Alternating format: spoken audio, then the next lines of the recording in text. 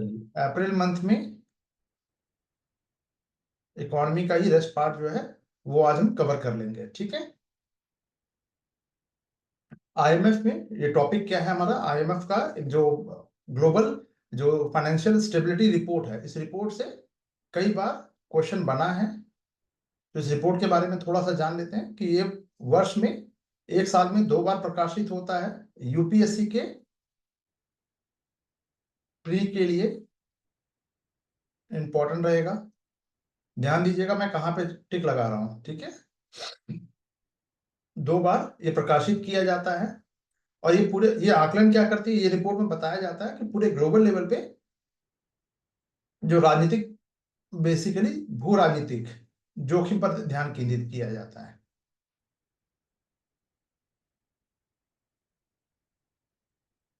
तो हाल में क्या किया गया है, अभी तक ये जो वित्तीय स्थिरता की जो जोखिम है, यानी कोई सरकार गिर रही है, कितने देशों में पैसे की कमी है, उनकी अर्थव्यवस्था अच्छी चल रही है कि नहीं, इस तरह की बातें होती थी, ठीक है। बट अब क्या किया जा रहा है, अभी फोकस किया जा रहा है राजनीतिक जोखिम पर, यानी गवर्नमेंट अगर गिर रही है कहीं पर, अनस्टेबल है, तो उस पर भी फोकस किया जा रहा है। क्योंकि माइक्रो ये भू राजनीतिक जोखिम उच्च बने हुए हैं वैश्विक पूरे विश्व में, अगर हम बात करें तो डेफिनेटली, जिसमें कि मैक्रो वित्तीय स्थिरता के लिए चिंता बढ़ रही है, यानी कि छोटे छोटे फंड जो अगर कोई कंट्री है वो अनस्टेबल है तो उसको फंड देना है तो वो फंड वापस नहीं आ पाएगा। जितना विकास हुआ है एक बम गिरने के बाद वो पूरा विकास खत्म हो गया। बात समझ रहे हैं? अच्छा, चलिए। सो ये भू राजनीतिक जोखिम क्या है प्रमुख, तो कंपटीशन की बात करें, प्रतिद्वंदिता है, कॉन्फ्लिक्ट है ना, रिसोर्सेज के लिए जो कंपटीशन हो रहा है, साइबर अटैक हो रहा है, सप्लाई, जिसके कारण सप्लाई चेन में व्यवधान आ रहा है। अब देखिए सप्लाई चेन, जब भी कोई क्वेश्चन आएगा ध्यान से समझिएगा, प्रीलिम्स के लिए क्वेश्चन है बट मेंस का एक सेंटेंस आपको यहां मिल रहा है सप्लाई चेन के बारे में। सप्लाई चेन में बाधा किन किन कारणों से आती है जनरली, तो जनरल परसेप्शन क्लियर, कमेंट करते चलेगा। तो वैश्विक शक्ति है, व्यापार गठबंधनों और निवेश केंद्रों में भी बदलाव हो रहा है, फोकस पॉइंट जो है वो शिफ्ट हो रहा है। जैसे पहले चाइना था पूरे कि भाई सस्ते में मैन्युफैक्चरिंग हो रहा है, अब वापस वो डिस्पर्स हो रहा है। साउथ ईस्ट एशिया जो है, जैसे वियतनाम है, फिलीपींस है, बहुत सारे कंट्री, ये छोटे छोटे कंट्री है, उस पर अब ये शिफ्ट हो रहा है ना, तो पैसा वहां लग रहा है। न्यूनतम वैश्विक कर के लिए असमान असमान अपनाने के साथ साथ खंडित वैश्विक कर वातावरण, यानी अलग अलग देशों में अलग अलग टैरिफ लगा दिया जा रहा है। कहीं पे टैरिफ का परसेंटेज कहीं 10% है, कहीं 20% है। तो एक जैसे मतलब एक समान अगर हम बात करें, कहीं भी अगर आप अलग अलग देशों में जाएंगे अलग अलग टैरिफ हो जाएगा, है ना। तो ये सब में अलग अलग है, तो इसकी वजह से भी दिक्कतें आ रही हैं। तो बढ़ती उम्र वाली की आबादी, जैसे कि जापान की बात करें तो वहां की लोगों की आबादी बढ़ रही है, मर नहीं रहे क्योंकि उनका खान पान वैसा है, और बच्चे पैदा हो नहीं रहे वहां पे, नहीं मतलब हो रहे हैं, बहुत कम हो रहे हैं। तो उससे क्या हो रहा है, तो जन्म दर घट रही है, उम्र बढ़ती जा रही है। तो सांस्कृतिक विभाजन टर्म्स देखिए, कल्चरल डिवीजन की बात हो रही है, और तेजी से एआई इंटीग्रेशन के कारण वर्कफोर्स को चुनौतियां बढ़ती जा रही है। ये कहां पे ऐड कर सकते हो, वर्तमान में, क्योंकि जैसे जैसे स्वास्थ्य सुविधाएं बढ़ी हैं, लोगों का जो मृत्यु दर है उसमें कमी आई है, ठीक है। तो ये सब चैलेंजेस है, ये ध्यान रखिएगा। ये वर्ड्स, ये जो आपको मैंने सेंटेंस बताया, ये मेंस में आपको आप लिख सकते हैं, कॉपी कट कर सकते हैं। तो मतलब क्या निकल के आया, मतलब निकल के आ रहा है कि इस रिपोर्ट का हम क्या समझे।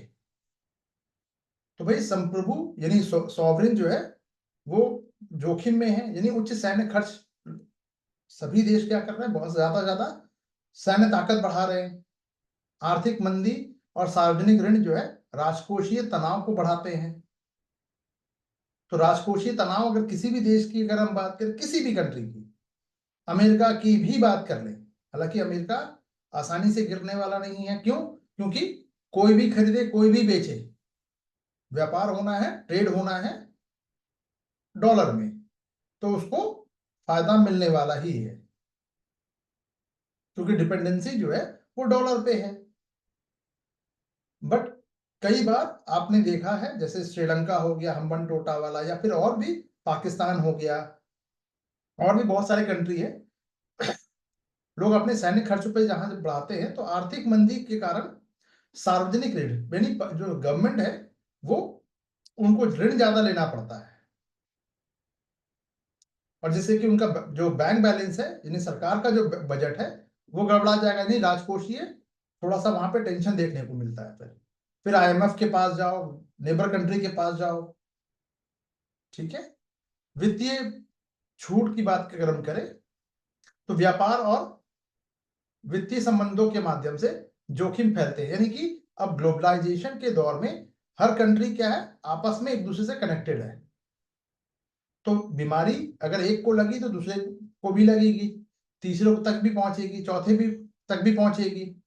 सभी कंट्री आपस में इंटीग्रेटेड है लगभग, है ना। जैसे भारत की अगर हम बात करें, वर्ष 2008 में, है ना,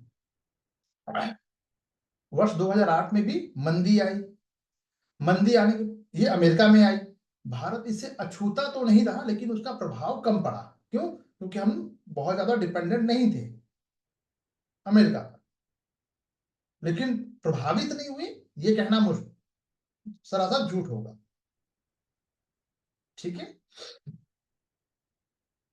माइक्रो इकोनॉमिक्स प्रभाव की बात करें, तो सप्लाई चेन का टूटना और पूंजी जो है बाहर चली जाती है, पूंजी का पलायन हो जाता है, बहिर्वाह, यानी कि पूंजी उस देश से निकलकर, डॉलर है भैया, अब खरीदना, खरीद फरोख्त जो होता है, आयात निर्यात जो है, वो सब, जैसे मोहित कुमार अमेरिका में अपना माल बेच रहे थे, ठीक है, तो अमेरिका में बेच रहे हैं तो पैसा भी डॉलर में ही मिल रहा था उनको, या अमेरिका से मंगा रहे तो भी इनको डॉलर लगाना पड़ रहा है, दोनों चीजें हैं।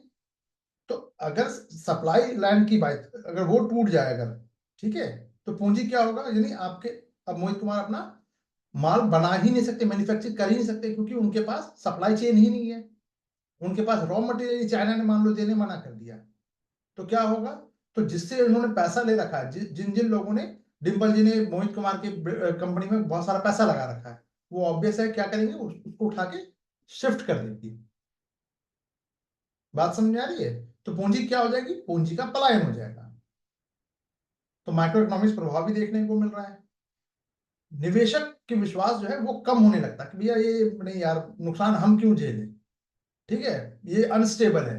तो कई बार क्या है, कम आत्मविश्वास जो है बाजार में अस्थिरता का कारण बनता है। जैसे कि अमेरिका और चाइना में जब ट्रेड वॉर हुआ, तो बहुत सारे लोगों ने पैसे निकालना शुरू किए, भैया वॉर वॉर हो जाएगा। जो लोग कहते हैं कि भारत और पाकिस्तान से लंबा युद्ध चलना चाहिए, 10 दिन और चलेगा तो भारत के ही लोग फिर चिल्लाने लग जाएंगे, सारा देशभक्ति निकल जाएगा एक बार में।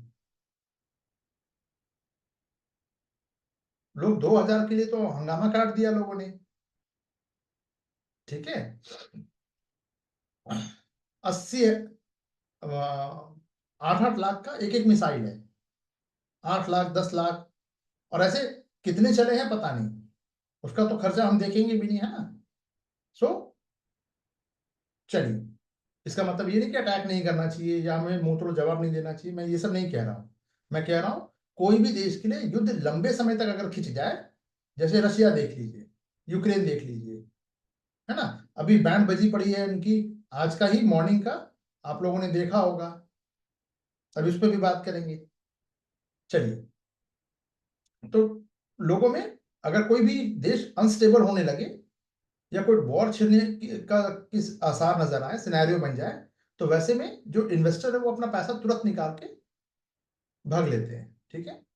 चलिए, नीतिगत सिफारिशें क्या की गई है, IMF ने की है। विशिष्ट देश विशिष्ट, यानी कोई स्पेसिफिक कोई कंट्री है, वहां की भू राजनीतिक जोखिम का हम पहले एनालिसिस करें, ठीक है, और उसकी जो वित्तीय निरीक्षण को मजबूत करें कि भैया देखें कि वो कितना समय तक टिक सकता है, पूंजी, मजबूत पूंजी और तरलता बफर जो है बनाए रखा जाए, यानी स्टॉक में पैसा, यानी कहते हैं ना वो लॉकर में पैसा रखना चाहिए। हाँ, कुछ अलग से अमाउंट हो, बफर में हो। वित्तीय बाजारों को गहरा और रेगुलेट किया जाए। फाइनेंशियल मार्केट को पर्याप्त राजकोषीय स्थान और विदेशी भंडार को, राजकोषीय भंडार को थोड़ा सा मजबूत रखना चाहिए। भारत का है 700 बिलियन के अराउंड है ना। अस्थिरता के को मैनेज करने के लिए संकट की जो तैयारी है उसको बढ़ाए कि हम कोई भी संकट आने से पहले हम अपनी तैयारी पुख्ता रखें। तो ये मोटी मोटी बातें हैं। अब किसी देश को, अब आप ये समझ लीजिए इसका यूज कैसे कर सकते हैं आप। अगर इसको हम इन टर्म्स ऑफ यूपीएससी जब भी पूछेगी आपसे, ये ध्यान से समझ लीजिए, जब भी पूछेगी इकोनॉमिक टर्म्स में पूछेगी, अगर इकोनॉमिक सेक्शन में, तो वो इन रिस्पेक्ट ऑफ इंडिया पूछेगी। ठीक है, तो आपको इंडिया के संदर्भ में, अगर अगर मैं इस लाइन को समझिएगा जरा सा, 5 पॉइंट हम नहीं पढ़ा सकते ऐसे, 5 पॉइंट्स बना लिया तुरंत आराम से हो गया, छोटा छोटा पॉइंट्स है। अब ये कहां पे हम यूज कर सकते हैं, भारत की जो अर्थव्यवस्था है उसको मजबूत रखने के लिए क्या कर सकते हैं। पहला पॉइंट, वित्तीय निरीक्षण को मजबूत करें। पहला पॉइंट, मानव पूंजी और तरलता बनाए रखा जाए, किसी भी देश के लिए है। वित्तीय बाजारों को थोड़ा सा डेप्थ में और रेगुलेट भी करने की जरूरत होगी। तीसरा पॉइंट, विदेशी भंडार बनाइए। चौथा पॉइंट, पर्याप्त मात्रा में, है ना, सुनिश्चित करें। और अस्थिरता को, इंस्टेबिलिटी जो है उसको मैनेज करने के लिए संकट की तैयारी करके रखिए। 5 पॉइंट हो गया। तो इंडिया के रिस्पेक्ट में आपको समझना है, ये क्यों लिखना है, क्योंकि ये आपकी अपने थॉट नहीं है, ये आईएमएफ का है, और आईएमएफ का सबके लिए होगा, कोई भी लाइन इसमें गलत नहीं है। तो आप इंडिया की इकोनॉमी को कैसे हम स्टेबल रख सकते हैं, स्टेबल रखना है ना किसी भी देश की, तो ये किसी भी देश में फिट हो जाएगा। बट यूपीएससी आपसे क्या पूछेगा, ओनली फॉर इंडिया सेंट्रिक पूछेगा। क्लियर है, जल्दी से। चलिए, विशु पांडे, आप कभी कभी आते हैं तो मैं दबाव बहुत महसूस करता हूं, है ना, फिर मुझे थोड़ा सा और डिटेल में जाके बताना पड़ता है, क्योंकि बीच में आपका गैप है। अच्छा, अब जल्दी से टॉपिक पे, नए टॉपिक पे जाने से पहले थोड़ी सी 1 मिनट की बातचीत है। मॉर्निंग की कितने लोगों ने वीडियो देख ली है, to be very honest review बताइए।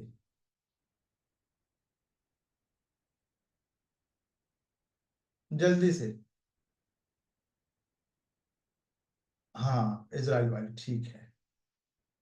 कैसी लगी अब ये बताइए। ये अब तक का मेरा बेस्ट वीडियो मैं उसको कह सकता हूं, क्योंकि कंटेंट ही मैंने खुद से ही इसको लिखा है।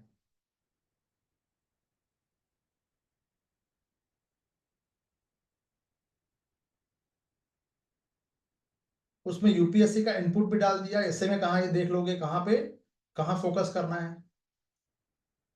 ट्रांजेक्शन वगैरह भी ठीक हो गया मिसबा जी।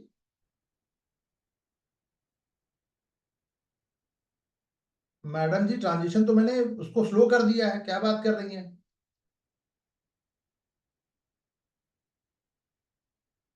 ट्रांजिशन कहते हैं किसको है, आपको समझ में आ रहा है, एक स्लाइड से दूसरे स्लाइड पे जाने पर जो पेज आती है उसको क्या और धीमा करना है, उसको कहते हैं ट्रांजिशन।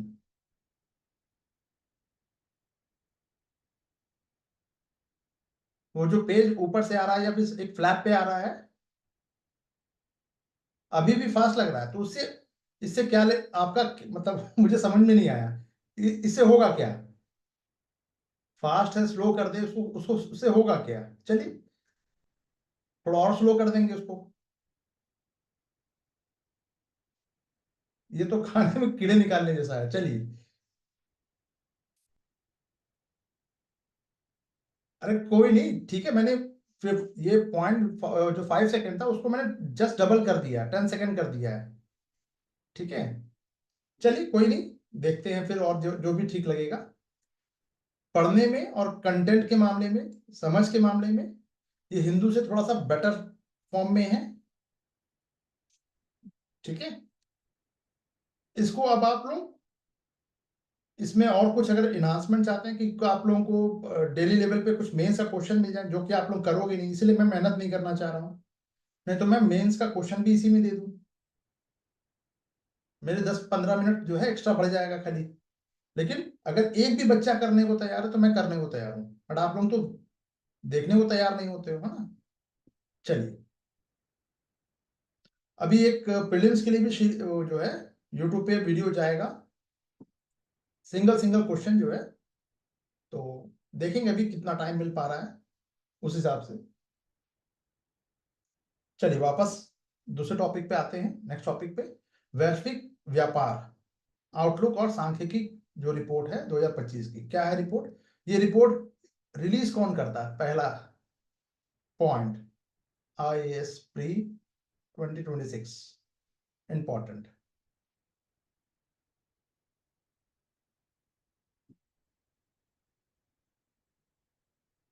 WTO रट लीजिए। आउटलुक और जो स्टैटिक्स रिपोर्ट जो है 2025 किसने रिलीज किया? WTO का है, ठीक है। और इसने पूरे ग्लोबल लेवल पे अगर बात करें तो व्यापारिक माल की मात्रा में, वॉल्यूम में 0.2% की गिरावट का अनुमान बताया। ठीक है, कोई दिक्कत नहीं है, बस 0.2 यानी बहुत कम की गिरावट देखने को मिल रही है, लेकिन अनुमान लगाया है, गिरावट आ ही गई है ऐसा नहीं है। उत्तरी अमेरिका को सबसे तेज गिरावट का सामना करने की उम्मीद है और निर्यात में भी गिरावट आएगी, यानी कुल मिला के सब में गिरावट ही आनी है। ठीक है, मोटे तौर पर। अब हम आइडेंटिफाई कर रहे हैं रीजन क्या है। रीजन है प्रमुख जोखिमों में, जैसे कि जो टैरिफ है, टैरिफ को इम्पोज किया जा रहा है जो ट्रेड पर, व्यापार पर नीतिगत अनिश्चितता, वही इंडिया पे लगा दी तो इंडिया की अब कंपनी जो माल अमेरिका बेच उनके लिए जो प्रॉफिटेबल था वो प्रॉफिट नहीं रहा, तो जाहिर सी बात है वो कहीं दूसरा डेस्टिनेशन देखेंगे, यही तो होगा ना। तो उसका रीजन क्या है? टैरिफ का बढ़ना, एक लाइन में। तो सेवा व्यापार का पूर्वानुमान इन्होंने क्या बताया कि पहली बार रिपोर्ट में, अब देखिए ध्यान दीजिएगा, वैश्विक सेवा व्यापार के लिए एक पूर्वानुमान, मतलब इन्होंने एक अजम्पशन लिया, ठीक है, जिसमें बढ़ने की उम्मीद बताई है। पहली बार रिपोर्ट में क्या शामिल किया गया है? सर्विस सेक्टर को, सर्विस ट्रेड को, ये शामिल किया गया, इसीलिए लाइमलाइट में था ये। तो यूपीएस जो यूनिक से चीज है, यूपीएससी बिल्कुल पूछ सकती है, एक चांसेस बनता है। चलिए नेक्स्ट टॉपिक देख लेते हैं। अंकटाड ने टेक्नोलॉजी और इनोवेशन रिपोर्ट जो है जारी की है, अंकटाड ने। ऑब्जेक्टिव क्या है अंकटाड किस, ये रिपोर्ट कौन इशू कर रहा है? ऐसे और भी जो ऑर्गेनाइजेशन है वो रिलीज करती है अपनी रिपोर्ट, लेकिन अंकटाड की रिपोर्ट है ये। इस रिपोर्ट में क्या बताया गया है? आर्टिफिशियल इंटेलिजेंस है, ये असमानता बढ़ाने के बजाय समावेशी विकास को बढ़ावा दे। एक रोड मैप दिया है कि कैसे हम आर्टिफिशियल इंटेलिजेंस जो है बहुत ज्यादा असमानता बढ़ा रहा है। असमानता कैसे बढ़ा रहा है पहले समझने की कोशिश कीजिए। जो चीज जैसे कि प्रोटीन का जो सिंथेसिस करना है, ठीक है, वैज्ञानिकों को करने में ये मान के चलो कि 12 से 15 साल लगता था, 12 to 15 years। किसी भी को एग्जामिन करना है, लेबोरेटरी में टेस्ट करना है, इसके क्या क्या प्रोज एंड कॉन्स हो सकते हैं, इन सब पर को जानने या समझने में 10 से 12 साल का समय लगता था। अब वो टाइम हो गया कम, जहां एक छोटे से समझिएगा, जहां एक किसान को खेती करने में, अपने बैल, हल और बैल से वो जब खेती करता था, तो भाई 10-5 लोगों का परिवार, 5 से नहीं हो रहा तो अपनी फैमिली उसने बढ़ा ली, बच्चे ज्यादा पैदा किए, और क्योंकि उसको खेती में लगना है, ठीक है, तो 10-15 लोग होते थे। संयुक्त परिवार की बात नहीं कर रहा हूं, यहाँ एकल परिवार की बात हो रही है। संयुक्त में तो और बड़ा हो जाएगा, 50-100 लोगों का पूरा गांव ही हो जाता था, है ना। अब ट्रैक्टर आ गया, तो इस 2 लोगों की जरूरत है, बाकी सब 8 क्या हो गए, अदृश्य बेरोजगारी, डिस्गाइज एम्प्लॉयमेंट, जरूरत नहीं है बट लगे हुए हैं, टाइम पास। समझ रहे? अब एआई आ गया है, तो अब एआई ये जो ट्रैक्टर से, अब चलो ट्रैक्टर की बात करें, ये तो मैंने समझाने के लिए बताया। 1,000 लोगों का काम या 10,000 लोगों का काम ये 1 घंटे में कर देगा। जो 1,000 लोग 1,000, ठीक है, स्किल्ड वर्कर जो है, ये जो काम को करते थे 1 साल में, ये 1 घंटे में कर दे रहा है। तो मोहित कुमार फिर परेशान कि सर ऐसे तो जॉब चली जाएगी। बिल्कुल जाएगी, लेकिन अब ये एक दौर है, ये वाला दौर थोड़ा सा ज्यादा लंबा है। ये मैं क्यों बता रहा हूं, क्योंकि ये इंटरव्यू में भी काम आएगा आपको, ऐसे में भी काम आएगा। ये डायमेंशन तो आपको लिखना ही पड़ेगा, है ना। तो इसने स्पीड अप कर दिया। जैसे ग्लोबलाइजेशन जो आया 1990 के दशक में आया, इंटरनेट आ गया भाई, लेकिन अब आर्टिफिशियल इंटेलिजेंस, मशीन लर्निंग और तमाम तरह की चीजें आ गई हैं। तो अब चीजें क्या हो रही है, अब जैसे देखिए, आर्मी जो पैदल सेना है उसकी यूटिलिटी बहुत कम रह गई है। ये नहीं कि खत्म हो गई है, जमीन पे अगर उनको टिकना है, कहीं पे कब्जा जमाए रखना, तो आर्म फोर्सेस ही काम आएगी, पैदल सेना। बट उसकी यूटिलिटी खत्म हो चुकी है। अब आने वाले 10 सालों में आप ये मान के चलो कि प्लेन बेकार होने जा रहे हैं। जो फाइटर प्लेन हम लोग कर रहे थे, अब वो प्लेन भी बेकार हो रहे हैं, क्योंकि ड्रोन से काम चल जा रहा है भाई। 10,000 ड्रोन उड़ाओ, कहीं से उसको अटैक करो, बात खत्म। तो आदमी करेगा क्या? तो ये, इसमें इन्वेस्टमेंट उन्हीं का है तो जिसके पास पैसा है। तो जाहिर सी बात है कि जो विकसित कंट्री है, यानी डेवलप कंट्री और डेवलपिंग कंट्री, दोनों के बीच में इस दौड़ में आगे कौन होगा? ऑब्वियस डेवलप कंट्री आगे होंगी। तो अमटाड कह रहा है कि ये जो एआई ने असमानता बढ़ा दी है, इसको हमें इंक्लूसिव डेवलपमेंट की, यानी सबका विकास हो सके। अब समझ में आया? चलिए, तो एआई का पोटेंशियल क्या है देखो। अनुमान लगाया गया कि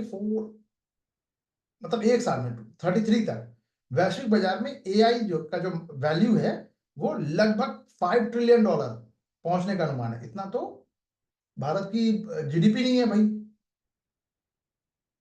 अभी $4 ट्रिलियन पे है। समझ में आ रही है? तो रोजगार पे क्या प्रभाव पड़ेगा देखो। एआई दुनिया भर में 40% नौकरी को प्रभावित कर सकता है, बिल्कुल सही बात है, बिल्कुल करेगा। लेकिन अब आपको जॉब स्विफ्ट करना है, यानी आपको अब वही पुरानी तरीके से पढ़ना है, ऐसा जरूरी नहीं रह गया है। तो उत्पादकता का लाभ प्रदान करता है, लेकिन स्वचालित आधारित नौकरी को नुकसान के बारे में भी चिंताएं बढ़ाता है। अब 10 लोगों का काम जो है वो एक आदमी कर दे रहा है, कोई भी, है ना। लेकिन इसका मतलब ये नहीं कि डॉक्टर की जरूरत नहीं पड़ेगी। लोग बीमार होंगे तो डॉक्टर पास ही तो जाएंगे। चलिए, सहूलियतें बढ़ेंगी। तो आप सोच रहे हैं कि पुराने मॉडल पे वही हम 10-12 बच्चे रखेंगे, संभव ही नहीं हो पाएगा। अब हम दो, हमारे दो से एक पे आ जाइए, ये जरूरी है। क्योंकि अब 2040 के बाद, 47 के बाद अगर हम देखें तो मोटे तौर पर एक रफली अनुमान बता रहा हूं, अब क्या होने जा रहा है, हमारी जो डेमोग्राफिक डिविडेंड है वो क्या होने जा रही है, युवा अब बूढ़े हो जाएंगे। बात समझ में आ रही है? हाँ, नेता बूढ़े नहीं होंगे, वो जवान रहेंगे, लेकिन बाकी लोग बूढ़े होंगे। ठीक है।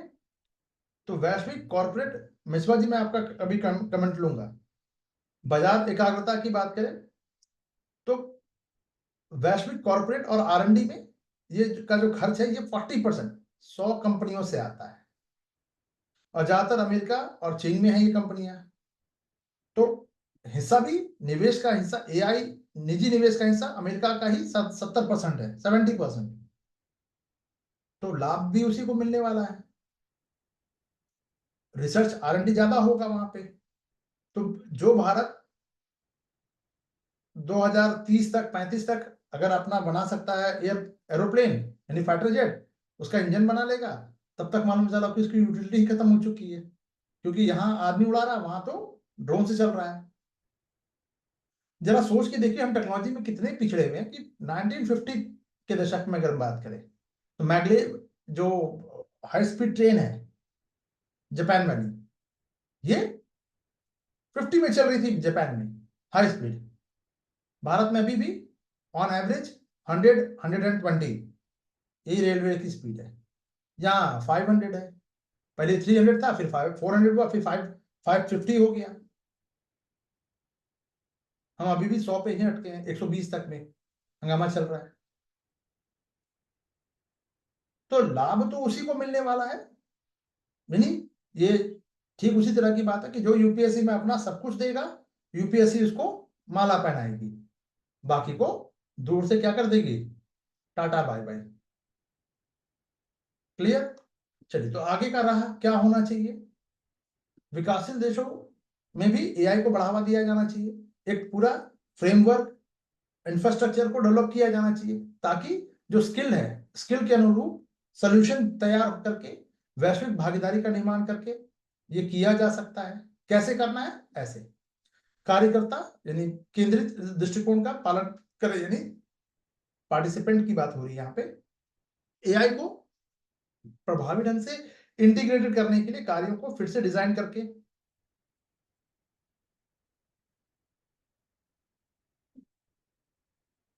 सरकारों को आकलन करना चाहिए कि अवसंरचना, डेटा और कौशल में राष्ट्रीय एआई की क्षमता का आकलन करना चाहिए। क्लियर है? तो भारत ने क्या किया है भाई अभी तक? भारत के लिए इन्होंने 36वां स्थान दिया था यूपीपीसीएस, ठीक है। 23 में देखें लगभग 13 मिलियन गीगा हब डेवलपर्स थे, ठीक है, भारत में। और एक समावेशी सरकार ने एक समावेशी एआई इकोसिस्टम बनाने के लिए एआई मिशन तो 24 में लॉन्च किया ही किया है। तो एआई से क्वेश्चन आएगा, कुछ चीजें को आपको क्या करना है। अब यहां से क्या कुछ चीजें, जैसे मैंने आपको बताया कि अंटार्ड की ये रिपोर्ट है, तो आईएएस के प्रीलिम्स के लिए हो गया, कौन ये रिपोर्ट रिलीज करता है, ठीक है, क्या इसमें कहा गया है, तो पहुंचने का अनुमान है 40% नौकरियां जो है इफेक्ट डाल रहा है, ठीक है। प्रॉब्लम कहाँ पे है कि क्योंकि ये इक्वालिटी पे बात नहीं हो रही है, क्योंकि जो इन्वेस्ट ज्यादा कर रहा है उसका प्रॉफिट भी उसी को, बेनिफिट उसी को मिलने जा रहा है। तो हमें अगर इसको इंक्लूसिवनेस या इंक्लूसिव करना है, केवल भारत ही नहीं, विश्व के तमाम और गरीब मुल्क है उनका क्या होने वाला है, सोचो अफ्रीकन कंट्री का क्या होने जा रहा है फिर। अगर भारत में ये हाई तौबा है तो अफ्रीकन कंट्री तो हमसे भी बहुत पीछे है। बात समझ में आ रही है? चलिए, 10 साल, यकीन जानिए आपको मैं क्या कहूं, जितनी जल्दी हो सके आईएएस बन जाइए। 4-5 साल के बाद अब इसका भी बोलबाला खत्म होने जा रहा है, ऐसा मेरा मानना है निजी तौर पर, ठीक है। तो जो बड़ी बड़ी कंपनियां हैं जिन्होंने अपनी दुकान खोल के, सबका बंद होने जा रहा है, ठीक है। नेक्स्ट क्या? जी मिसबा जी, क्या कमेंट किया आपने? टाटा स्टील ने भी देखो उत्पादन प्रक्रिया में लगभग 250 मशीन लर्निंग सिस्टम तैनात कर रखा है, तो ऑब्वियस है कि बहुत सारे लोग रिप्लेस हुए हैं डेफिनेटली, तो उनको नया स्किल सीखना होगा। हाथ पे हाथ धरे बैठना या फिर रोना अपनी किस्मत पे, ये नहीं चलेगा, है ना। चलिए, हाँ मिसबा जी, another point of difference between global south and north, which India can raise a global platform for inclusive governance worldwide. Dividend to demographic win. Madam ji, ये कहाँ से पॉइंट, क्यों? गवर्नेंस की बात थोड़ा सा पहले समझ लीजिएगा। कुछ चीज को आप बहुत ब्रॉड में देखने के चक्कर में या कुछ हटके करने के चक्कर में चले प्रॉब्लम, मतलब ये प्रॉब्लमेटिक हो जाता है।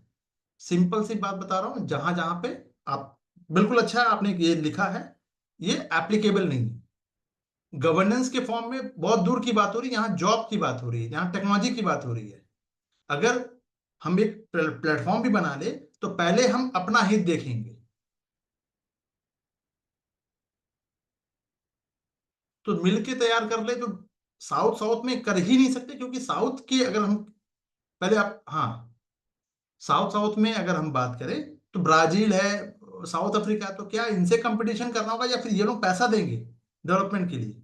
नहीं हो सकता ना। और सभी इंडिया को भी चाहिए कि भाई हमें अप टू डेट टेक्नोलॉजी चाहिए। जी, विशु पांडे सर, एक क्वेश्चन है आ रहा है जो एयर आ रहा है, एयर आ रहा है अब धीरे धीरे, और साथ ही साथ कंट्री के रिलेशन में इफेक्ट देगा आपस में। एयर, अच्छा एआई, ये भगवान में तब से एयर एयर क्या है, अच्छा एआई। देखिए, प्रॉफिट है डेफिनेटली, लेकिन इसके साथ साथ नुकसान भी है। Everything has to face. फायदा है लेकिन नुकसान भी है। अब आपको देखना है कि आपको फायदा लेना है या नुकसान। आप उसको बम बनाने में यूज करते हैं।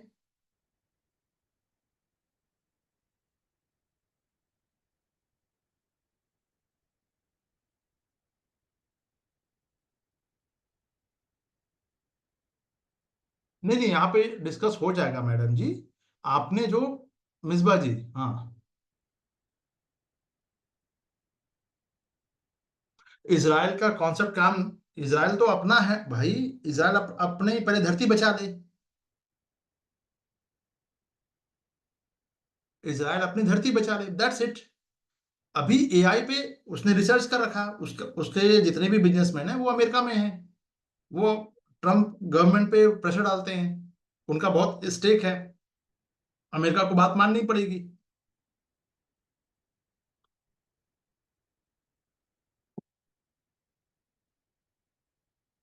मेन चीज है मशल पावर जो है किसकी चलेगी, है ना। तो इसराइल टेक्नोलॉजी दे सकता है, लेकिन रिसर्च तो आपको, भाई, एक आपका इंडिजीनियस है, जो हो, है ना। पहले समझिएगा, जो हो गया। जैसे माइक्रोसॉफ्ट का एक अल्टरनेटिव तैयार किया गया, बहुत सारी चीजें जो हो शो वन, पर अभी देखना पड़ेगा उसमें कितना लोग ट्रस्ट कर पा रहे हैं, नहीं कर पा रहे हैं। स्विच करना भी बहुत लोगों के लिए मुश्किल है अभी। ठीक है, वो कहने की बातें होंगी। तो ये जो मिसबा जी आपने जो स्टेटमेंट यहाँ पे दिया है कि साउथ और नॉर्थ का जो डिफरेंस है, वो तो हमेशा रहेगा, और इसको हम कवर अप भी नहीं कर पाएंगे, क्योंकि सबके मसले मसाइल है आपस में भी।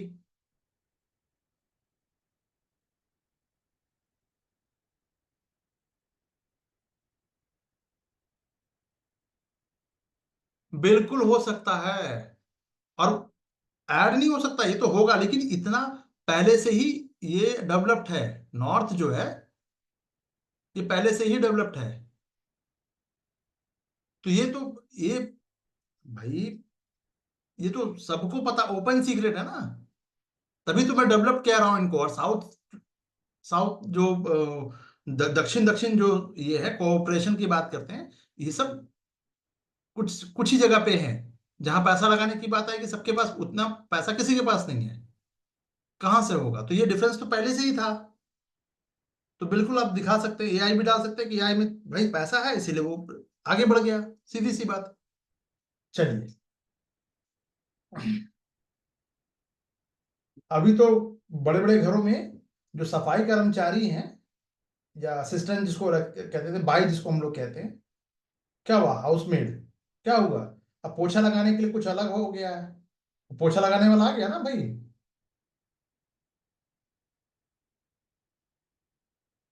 तो लगवाओ उसी से पोछा। हाउस हेल्प, हाँ ठीक है, हाउस हेल्पर। ठीक है, तो ऐसे ही धीरे धीरे होगा। अब सस्ता टेक्नोलॉजी है तो अभी भाई 25-30 हजार का, 40 हजार का है। जैसे ही वो सस्ता होगा, लोग अपने घर में रखने लगेंगे, भाई को छुट्टी। डिश वॉशर तो था ही।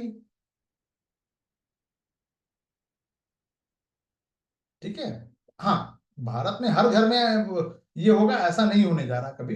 ये कभी नहीं हुआ, ना कभी हुआ है, ना कभी होगा, क्योंकि आज भी भारत की बहुत सारी जनता जो है वो 2G में जी रही है। चलिए नेक्स्ट टॉपिक की तरफ चलते हैं, लेखांकन और रिपोर्टिंग के लिए जो इंटरनेशनल नॉर्म्स है, ISAR। प्रीलिम्स के लिए होगा। इसका इंडिया में क्या रोल है भाई, तो ISAR जो है उस पर संयुक्त राष्ट्र ने ये बेसिकली भारत को इस ISAR में क्या मिल गया, निर्विरोध स्थान हासिल कर लिया। यानी भारत इसका अब क्या है, इसकी अध्यक्षता रहेगा, अकाउंटेंसी में UN के अंडर में आता है। तो प्रमुख विशेषज्ञों का एक संयुक्त राष्ट्र का वैश्विक मंच है। Very good. वित्तीय रिपोर्टिंग करना, गैर वित्तीय खुलासे की क्वालिटी क्या है, कंपैरिजन करो, कहाँ सुधार में मदद करना हो, इन्वायरमेंटल इशू हो, कॉर्पोरेट गवर्नेंस हो, या कॉर्पोरेट सामाजिक जिम्मेदारी, अकाउंटेबिलिटी वगैरह कुछ है, ये सब उसमें शामिल होगा। ठीक है। मिशन क्या है भारत को, अब जाहिर सी बात है कि अब पूरे विश्व में, अब आप पूछोगे सर इससे क्या हो जाएगा, इससे ये होगा कि विश्व के देश जो जो जो काम कर रहे हैं, जो भी जैसे गैर वित्तीय कोई रिपोर्टिंग, वित्तीय रिपोर्टिंग से लेकर, अगर हम कंपेयर कर रहा हूं कि भारत किस मुद्दे में पिछड़ रहा है, पर्यावरणीय मुद्दे क्या क्या नए नए जो बन रहे हैं, कॉर्पोरेट जो प्रशासन है, गवर्नेंस है, वो कैसे है, तो वहां पे जाके काम करने से हम वहां ग्लोबल लेवल वाली चीज हम अपने आप ही इंडक्ट कर पाएंगे, बेस्ट प्रैक्टिसेस को इंडक्ट कर पाएंगे। मेन बात ये है। ठीक है। तो मिशन क्या है भाई, नीति और मार्गदर्शक उपकरणों के माध्यम से, यानी पॉलिसी और जो भी टूल्स वगैरह मिलेगा उसके माध्यम से कॉर्पोरेट ट्रांसपेरेंसी और बेस्ट जो प्रैक्टिसेस है अकाउंटेंसी को लेकर, ठीक है, वो बढ़ावा मिलेगा, जिससे कि अब ये बढ़ावा मिलेगा तो क्या होगा, इससे इन्वेस्टमेंट आएगा, डेवलपमेंट आएगा और आर्थिक स्थिरता बनी रहेगी, क्योंकि बेस्ट प्रैक्टिसेस हम यूज कर रहे हैं, कहते हैं ना वो आजमाया हुआ तरीका यूज कर रहे हैं। ठीक है। तो ये कब से कब तक के लिए, तो ये बेसिकली जो यूनाइटेड जो अकाउंटेंसी की बात है, रिपोर्ट में बहुत सारे उभरते हुए मुद्दे हैं जिस चर्चा करने के लिए जिनेवा में ये सत्र आयोजित किया जाता है। सदस्यता की बात करें तो 34 ऑफिशियल इसमें सदस्य मेंबर है, और प्रत्येक का जो कार्यकाल है ये है 3 साल का। भारत अभी बन गया, इसमें पार्टिसिपेट कर चुका है। अफ्रीका से 9 कंट्री है, एशिया से 7 है, लैटिन अमेरिका से 6 है, ईस्टर्न यूरोप से 3 है, और वेस्टर्न यूरोप से 9 है, और अन्य राज्यों से। ये याद करने की जरूरत नहीं है, फालतू की बात, ये फालतू की बात, काम क्या करना है ये इस पे। चलिए मैं इसको हटा ही देता हूं, आप लोगों तो फिर झूठ मूठ का परेशान रहोगे। काम की चीज यहां पे थी। क्यों इतना इंपॉर्टेंट हो गया, क्योंकि इंडिया इसमें सदस्य बन गया है अवधि के लिए 2025, 25, 26, 27, 25, 26, 27, 3 साल अभी रहने वाला है भारत इसमें, इस ऑर्गेनाइजेशन में। निर्विरोध इसको एक जगह मिल गई है, इसीलिए इंपॉर्टेंट हो गया। क्लियर हो गया। अकाउंटेंसी को लेकर है, तो जो बेस्ट प्रैक्टिसेस, जो नॉर्म्स जो चल रहा है विशेषज्ञों का UN के पास है, तो भारतीय जो जाएंगे वहां पे अपॉइंट होंगे, वो बेस्ट प्रैक्टिसेस सीख के आएंगे और हमारे यहाँ पे क्या करेंगे, उसको इनकॉर्पोरेट करेंगे। बात समझ में आ रही, वर्क कल्चर अच्छा होगा। चलिए नेक्स्ट टॉपिक है हमारा Bombay stock exchange, only for prelims के लिए। 150 वर्ष पूरे किए इसने 25 में, 1875 में ये ब्रोकर्स एसोसिएशन के रूप में स्थापित हुआ था, यानी स्थापित स्टैब्लिश कब हुआ था, 1875 में। इंपॉर्टेंस क्या है, क्योंकि ये एशिया का पहला है और दुनिया का सबसे तेज जो है स्टॉक एक्सचेंज है ये। 2017 में BSE ने भारत का पहला जो लिस्टेड ये बन गया, 17 में सूचीबद्ध स्टॉक एक्सचेंज बन गया। भूमिका क्या है इसकी, स्टॉक एक्सचेंज की, इक्विटी है, मुद्रा है, ऋण उपकरण है, डेरिवेटिव्स है, म्यूचुअल फंड में ये व्यापार के लिए ट्रांसपेरेंसी, कुल मिला के ये कुशल बाजार देता है, यानी खरीद फरोख्त यहीं पे होगा, शेयर मार्केट वगैरह। ठीक है। रेगुलेट कौन करेगा, सेबी करेगा। किसके तहत, 92 के तहत। जो अधिनियम बनाया है सेबी का, ये वैधानिक निकाय है, उसी की देखरेख में होगा। क्लियर है? चलिए, ओनली फॉर प्रीलिम्स के लिए था, हालांकि उससे पूछा नहीं जाएगा, लेकिन 150 वर्ष हो चुके हैं तो शायद पूछ ले। चलिए, केप टाउन कन्वेंशन और प्रोटोकॉल क्या है भाई? केप टाउन कन्वेंशन, ये राज्यसभा ने भारतीय कानून को केप टाउन कन्वेंशन और एयरक्राफ्ट प्रोटोकॉल के साथ अलाइन करने के लिए एयरक्राफ्ट ऑब्जेक्ट्स में संरक्षण विधेयक एक पारित किया। इन्होंने कुल मिला के एयरक्राफ्ट ऑब्जेक्ट को लेकर एक भारतीय कानून पास किया गया है। तो ये केप टाउन कन्वेंशन है क्या, पर्पस क्या है? तो विमान हो, इंजन हो, उसका हेलीकॉप्टर वगैरह, जो भी हाई वैल्यू वाली अगर संपत्तियों के लेन देन से जुड़े जो भी चीजें, चल अचल, मूवेबल इमूवेबल प्रॉपर्टीज जो है, उसको स्टैंडर्ड करना, स्टैंडर्डाइज करना। तो ये अश्योर करेगा कि लेनदार एक देनदार के चूक की वजह से अपने अधिकार को ये लागू कर सकते हैं। यानी कुल मिला के स्टैंडर्ड को फॉलो करने की बात कही गई है। ये अश्योर करता है कि लेनदार एक देनदार के चूक करने पर अपने अधिकारों को ये लागू कर सकते हैं। आपने कहीं पे डिफॉल्ट घोषित हुए तो हम अपने अधिकार को तुरंत इंपोज करेंगे। एक्सेप्ट किया है भारत सरकार ने 2001 में ही कर लिया इसको, नागरिक उड्डयन संगठन ने। और एक तो हो गया ICAO और दूसरा है यूनिड रॉयड।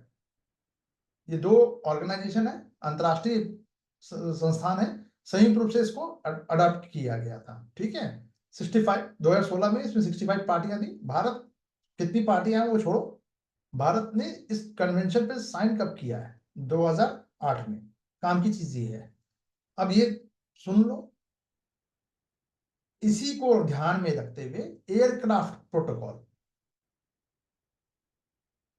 ये protocol basically cap Town convention क्या है, क्योंकि केप टाउन में हुआ था दक्षिण अफ्रीका में, इसीलिए इसको केप टाउन कन्वेंशन कहा गया। तो दुनिया भर में जो बेस्ट प्रैक्टिसेस हो रही हैं एयर विमान को लेकर, इंजन या जो भी, ठीक है, हाई वैल्यू संपत्तियों के लेन देन को स्टैंडर्डाइज करना है, विमान वगैरह का। देखिए, बिल्डिंग विल्डिंग की बात नहीं हो रही है यहाँ पे ना, जहाँ कंफ्यूजन हो सकता है। मुझे लगता है ये इंपॉर्टेंट है और ये आना चाहिए।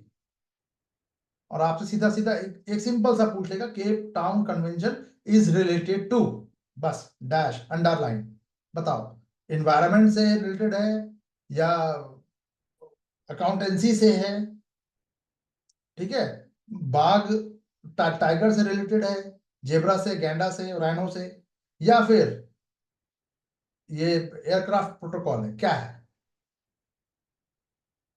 तो अभी तो आपको इजी लग रहा है, अरे सर कर देंगे, नहीं ध्यान दिया वहां पे जाके गलत कर दोगे। क्योंकि यूपीएससी का एक सबसे बैड, एक काला सच क्या है कि जो क्वेश्चन आपको सबसे इजी लगता है, 90% लोगों के गलत वही होते हैं, वही सवाल गलत हो जाते हैं। जिसको आपने सोचा अरे ये तो ऐसे ही, बस वो अपनी कीमत वसूल लेगा उसी वक्त। चलिए, नैनो सल्फर, नेक्स्ट टॉपिक की तरफ चलते हैं। नैनो सल्फर क्या है?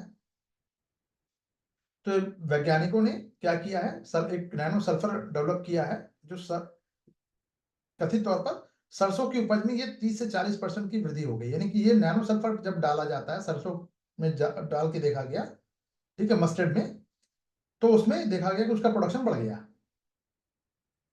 तो ये बेसिकली क्या है, अनुवांशिक रूप से इसको मॉडिफाई किया गया। सरसों की किस्म है ये, यूपीपीसीएस, इस बार के लिए देख लीजिएगा।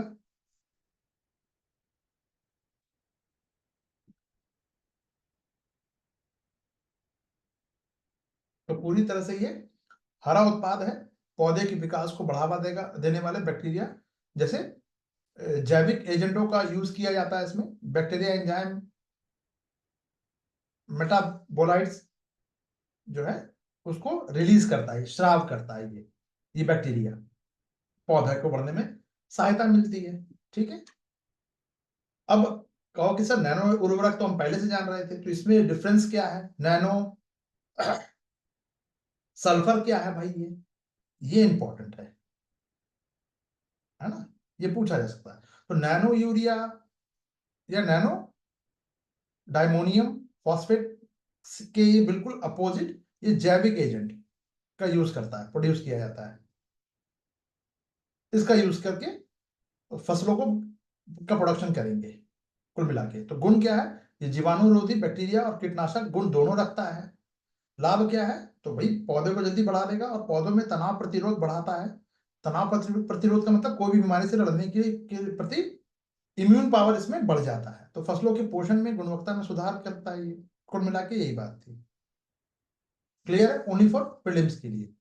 ये भी पूछ सकता है क्वेश्चन यहाँ पे इस स्टेटमेंट में। तो आपको सिर्फ इतना लंबा चौड़ा नाम याद नहीं रखना कि डायनोमोनियम फॉस्फेट, याद है तो अच्छी बात है, नहीं है तो कोई दिक्कत नहीं है। बहुत एक लाइन का इजी लाइन, भाई जैविक एजेंट इसमें यूज होता है, उसमें यूज नहीं होता, उसमें आर्टिफिशियल यूज हो जाएगा। यहाँ पे ये जैविक हो रहा है। गोबर की खाद समझ लो यार, जैसे है ना, एक फॉस्फेट हम एनपीके डालते हैं, वो तो फैक्ट्री में बनाया जा रहा है, गाय का गोबर है, बात खत्म। क्लियर, चलो। प्रीलिम्स के लिए इंपॉर्टेंट रहेगा। खारा जलीय कृषि केंद्र, चलिए बहुत अच्छी बात। खारा जल अगर हम बात करें तो भूमि, अगर हम नमक युक्त, लवण युक्त, अगर हम जो जल है उससे हम खेती करते हैं, सिंचाई करते हैं, तो हमारे वो ग्रोथ को, पौधे की ग्रोथ को और जमीन को बंजर कर देगा, है ना। तो अंतर्देशीय जलीय कृषि को ये बिल्कुल अनुपयुक्त होते हैं। तो जलीय कृषि के उत्पादन बढ़ाने के लिए मछली, मोलस्का, क्रस्टेशियस और जलीय पौधों जैसे इसमें जलीय जीव का पालन किया जा सकता है। कुल मिला के ये बात है कि खेती के लिए अनुपयुक्त है, लेकिन क्या बेकार है, जवाब है नहीं। क्यों, तो यहाँ पे मछली, वो शंख, वो केचुआ क्या बोलते हैं उसको, मोलस्का में जो शेल शेल वाला जो है, क्रेटेशियस वगैरह, झींगा उंगा का पालन कर सकते हैं। ठीक है, रोजगार आजीविका ये भी प्रदान हो जाएगी, इससे जॉब्स मिल जाएगा लोगों को। तो प्रोडक्शन में वृद्धि होगी, खारा वो जो है भूमि संसाधनों का बेहतर यूज भी हो पाएगा। भारत में इसकी क्षमता क्या है, अब पहले ये समझिएगा कि ये क्यों इतना हंगामा मचा इसमें। कि एक सबसे बड़ी समस्या तो ये है कि जैसे जैसे ग्राउंड वाटर का लेवल नीचे, एक्सेसिव यूज के कारण ग्राउंड वाटर का लेवल क्या है, नीचे चला जा रहा है। तो भारत में हम देखें तो हरियाणा, पंजाब, राजस्थान, उत्तर प्रदेश में ये खारा क्षेत्र पहचाना गया। 58,000 हेक्टेयर क्षेत्र खारे क्षेत्र है, जिसमें से केवल 2500 या 2600 जो है हेक्टेयर का ही यूज किया जा रहा है, बाकी सब बेकार पड़े हुए हैं।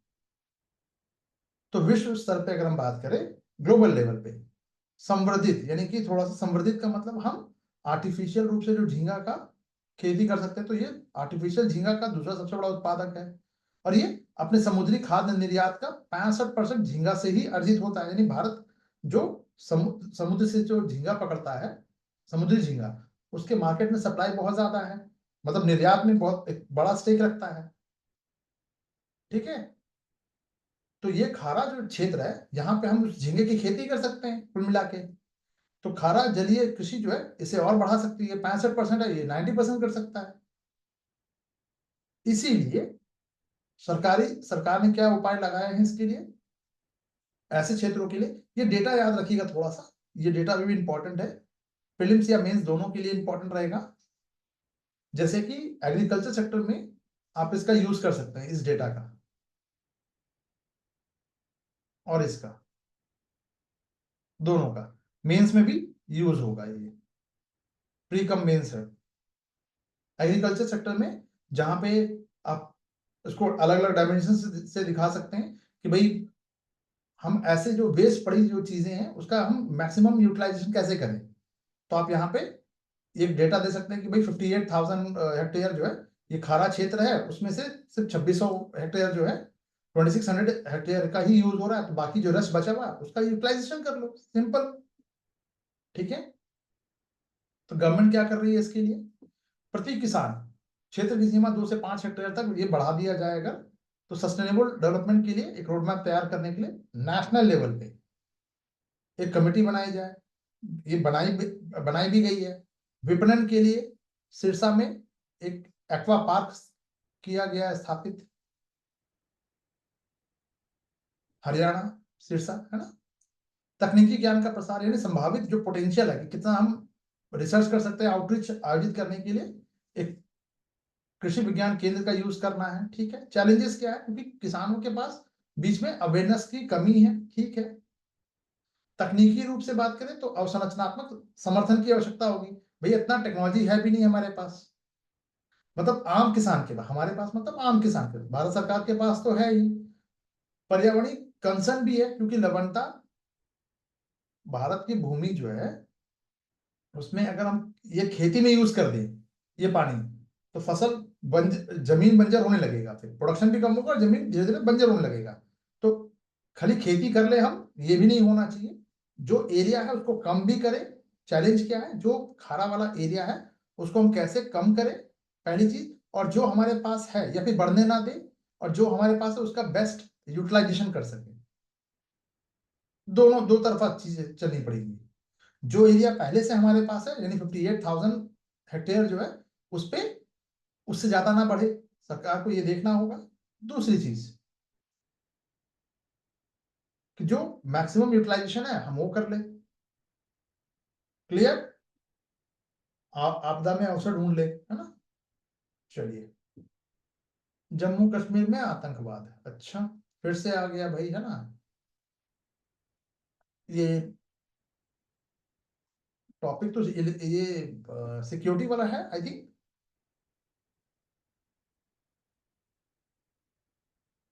चलिए, सिक्योरिटी वाले टॉपिक को अभी जाने की जरूरत नहीं है, अभी सब रुकिएगा, ये हम कल करेंगे, ठीक है।